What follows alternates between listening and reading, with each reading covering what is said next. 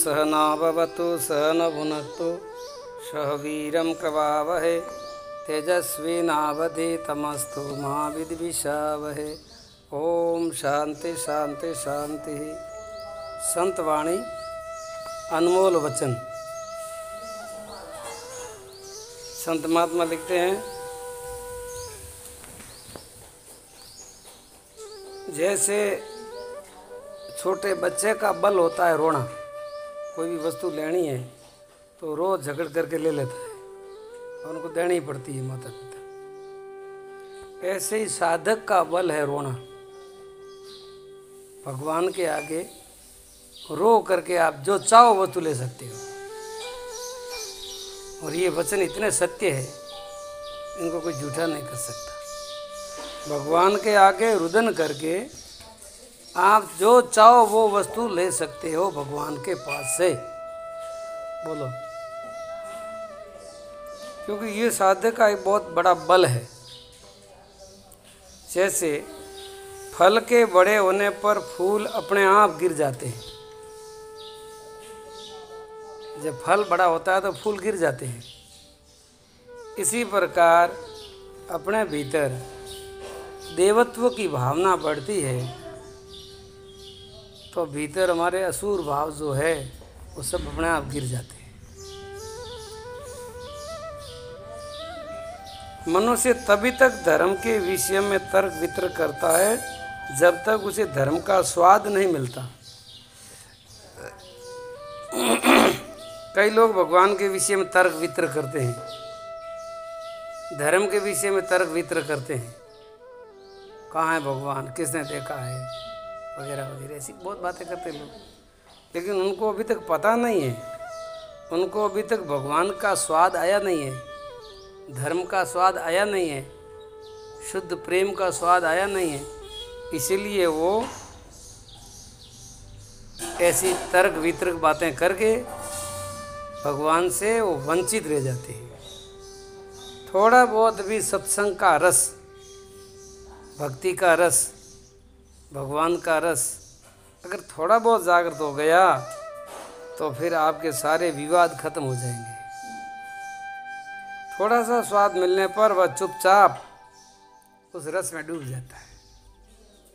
मुझे है काम ईश्वर से कि मुझे पता चल गया है कि परमात्मा क्या वस्तु है, धर्म क्या वस्तु है, सत्संग क्या वस्तु है। जिनको पता चल गया है वो कुसंगत के अंदर जीवन बर्बाद नहीं करेगा। ये उनकी पहचान है। साधक जब गदगद भाव से होकर के पुकारता है तब प्रभु बिल्कुल विलंब नहीं करते। बच्चा जब गदगद भाव से, साधक जब गदगद भाव से भगवान के आगे बैठ करके प्रेम से मीरा की तरह पुकारता है, रुदन करता है, तो फिर भगवान से देर नहीं होती, फिर भगवान आना ही पड़ता है। ये तरीका इतना सरल है, इतना श्रेष्ठ है, लेकिन कठिन किन के लिए? जिनका हृदय बहुत कठोर है, उनका हृदय गदगद नहीं होता है, भगवान से प्रेम से वो भीगता नहीं है, उनके लिए भगवान मिलना कठिन है।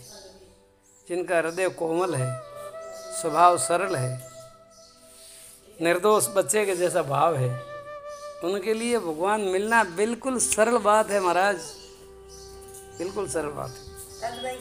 ठहरो, चुपचाप बैठो। ईश्वर के अनंत नाम है, अनंत रूप है, अनंत भाव है। उसे किसी नाम से, किसी रूप से और किसी भाव से कोई भी पुकारे, वो सबकी पुकार बड़े प्रेम से सुनता है। वह सबकी मनोकामना भगवान पूरी करता है। पर प्रेम से पुकारोगे तो परमात्मा एक है, उसको अनेक लोग अनेक भावों से भजते हैं।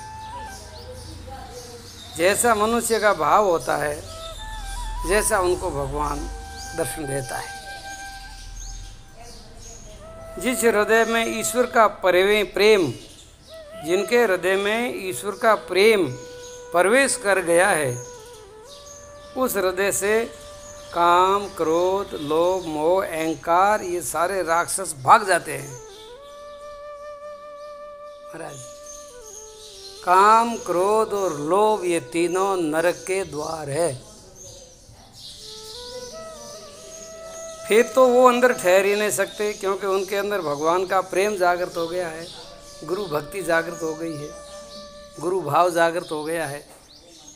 फिर उनके जीवन में विकार ठहर नहीं सकते महाराज। जैसे दीपक होते ही अंधेरा भग जाता है, सूर्य उदय होते ही रात भग जाती है, ऐसे ही भीतर ज्ञान का सूर्य उदय होने से सारे विकारों की, वासनाओं की रात है वो नष्ट हो जाती है। इसमें कोई शंका है ही नहीं।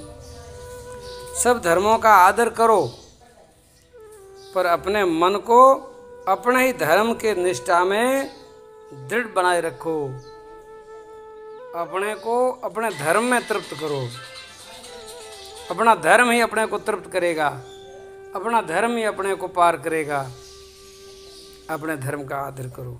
किसी धर्म की भले निंदा ना करो, लेकिन आदर तो अपने धर्म का ही करो। सब संतों का आदर करो, लेकिन सबसे मुख्य अपने हृदय में गुरु का आदर होना चाहिए। अपना गुरु सर्वोपरि है, मेरे गुरु से बढ़कर कोई नहीं, ऐसा मन में भाव बना रहे। तो गुरु शिष्य का जो संबंध है, जो नाता है, वो हमेशा के लिए जुड़ा रहे। साधन भजन के द्वारा मनुष्य ईश्वर को प्राप्त पाकर फिर अपने धाम को लौट जाता है। साधन भजन के द्वारा मनुष्य अपने धाम को वापस पहुंच जाता है। अपना धाम कौन सा? सतलोक। अपना धाम अमरलोक, परम पद, अविनाशी पद, उसको हम वापस प्राप्त कर लेते हैं। हम मृत्युलोक के नहीं हैं, हम सतलोक से ही आए हुए हैं, लेकिन हमें आकर के भूले हुए हैं महाराज। उस भूल को सुधरते ही जीवन धन्य हो जाता है। ईश्वर हम लोगों के निज के हैं, मतलब ईश्वर हम सबों के हैं। वह हम लोगों की अपनी माता है। उनके पास हम लोगों का जोर करना, मचलना, रोना सब चल सकता है। जैसे माँ के साथ में बच्चा जिद करता है, तो जिद करना बच्चे का हक है, अधिकार है। माँ के सामने रोना, कुछ भी मांगना लेना बच्चे का अधिकार होता है। ऐसे आप परमात्मा अपने हैं, वो माता है अपनी। उस परमात्मा से आप कुछ भी हठपूर्वक ले सकते हो। ईश्वर अपने आने के पूर्व साधक के हृदय में क्या देता है? भगवान आने से पहले आपके हृदय में भगवान क्या देता है? प्रेम देता है, भक्ति देता है, विश्वास पैदा करता है और थोड़ी व्याकुलता पैदा करता है, ताकि जल्दी भगवान मिल जाए। हृदय स्थिर होने से ही प्रार्थना स्वीकार की जाती है। हृदय स्थिर होने से ही ईश्वर का दर्शन होता है, और शांत हृदय से की हुई प्रार्थना परमात्मा जल्दी स्वीकार कर लेता है। हृदय सरोवर में जब तक कामना की हवा बहती रहेगी, तब तक ईश्वर का दर्शन संभव नहीं है महाराज। सच्चे विश्वासी भक्त का विश्वास तथा भक्ति किसी प्रकार नष्ट नहीं होती। सच्चे भक्त की भक्ति कभी नष्ट नहीं होती, वह मनुष्य को अमर कर देती है। भगवत चर्चा होते ही वह उन्मत्त हो उठता है। मतलब उन्मत्त का मतलब एक मस्ती में आ जाता है और बार जा उसके अंदर एक ऐसी दिव्य मस्ती आ जाती है कि जैसे कि पूरी दुनिया का इसको खजाना मिल गया। तो भगवान मिलता है तो खजाने में क्या कमी रहती। वो फिर छोटी मोटी संसार की वस्तु की परवाह ही नहीं करता है। एक ऐसी अंदर से मस्ती आ जाती है। विश्वासी भक्त ईश्वर के सिवाय संसारिक धन मान लेन देन में ज़्यादा विशेष चाहना नहीं रखता है।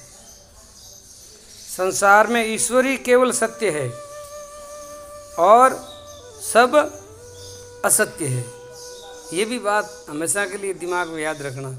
सत्य एक ईश्वर है उनके अलावा सब असत्य है, मतलब झूठ है, सब झूठा है ये खेला।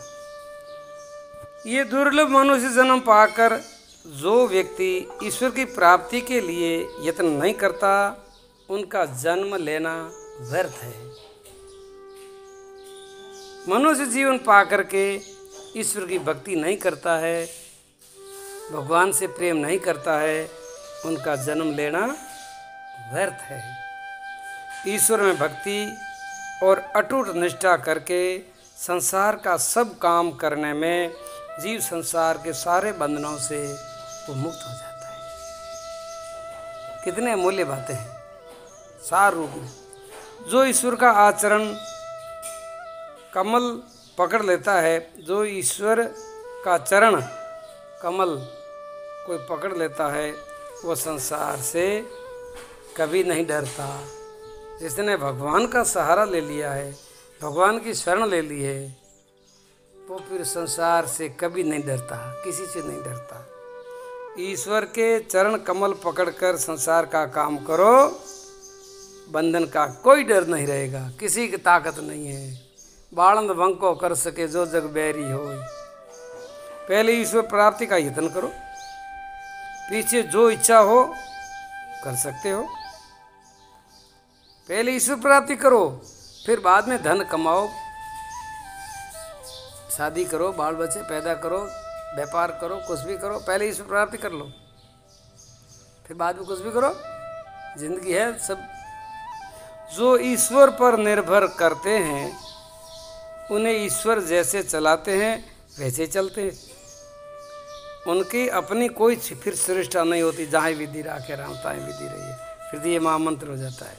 जो होगा हाँ बराबर मेरे प्रभु की प्रसाद है। यूँ वह तो वाह, यूँ वह तो वाह। गुरु लाखों मिलते हैं, पर चेला एक भी मिलना मुश्किल है। असली चेला एक भी मिलना मुश्किल है।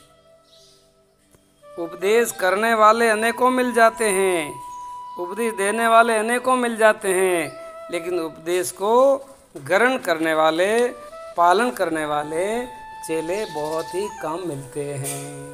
बोलिए सच्चिदानंद भगवान की जय हो।